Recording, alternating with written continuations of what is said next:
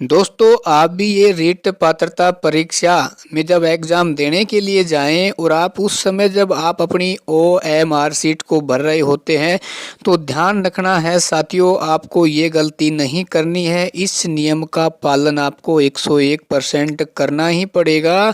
यदि आपने इस नियम का विशेष तौर पे ध्यान नहीं दिया तो साथियों हो सकता है आप चुटकियों में रीट पात्रता परीक्षा से बाहर भी हो सकते हैं। देखो अब की बार क्या है, माध्यमिक शिक्षा बोर्ड ने ऐसे कुछ पेचीदा नियम लागू किए गए हैं जिससे अब की बार हो सकता है कि हजारों स्टूडेंट हैं वो रीट पात्रता क्लियर नहीं भी कर पाए। क्योंकि ध्यान रखना, कोई भी जब एग्जाम होता है तो इन एग्जाम में क्या होता है, अभ्यर्थियों से छोटी छोटी गलतियां हो ही जाती हैं, ठीक है ना।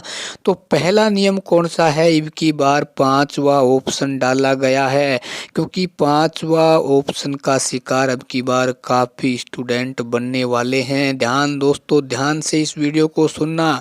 देखो भाई, जैसे मान लो आपको कोई क्वेश्चन नहीं आ रहा है ना, तो उसको आपको खाली छोड़ के नहीं आना है, ठीक है। खाली छोड़ने का मतलब ये है कि आपका उसमें 1/3 नंबर है वो काट लिया जाएगा विभाग के द्वारा।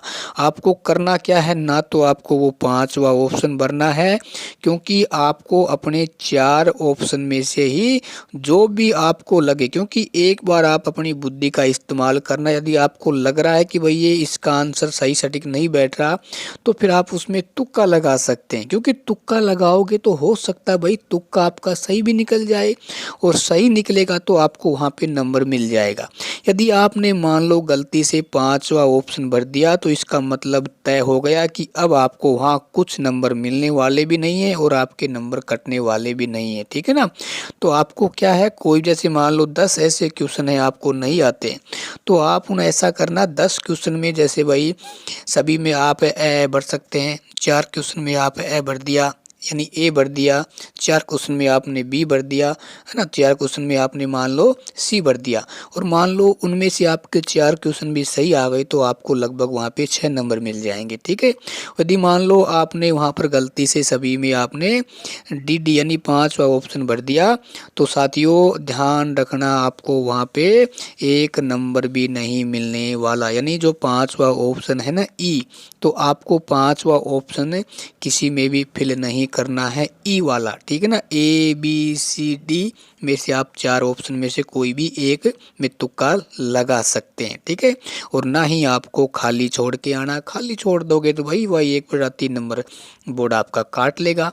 इसलिए मैं ये चाहता हूँ कि हमारे जो भी हजारों युवा साथी जुड़े हुए हैं उनसे गलतियाँ नहीं होनी चाहिए, क्योंकि एक अभ्यर्थी से गलती होती ही है। क्योंकि देखो भाई, जब आप एग्ज़ाम सेंटर में स्पष्ट तौर पे लिखा होता है कि आपको सही समय पे एग्ज़ाम सेंटर पे पहुंचना है, लेकिन फिर भी ऐसे काफ़ी साथी होते हैं वो सही समय पे नहीं पहुंच पाते हैं और उनको फिर भर्ती प्रक्रिया से बाहर कर दिया जाता है, यानी उनको एंट्री नहीं दी जाती है, ठीक है।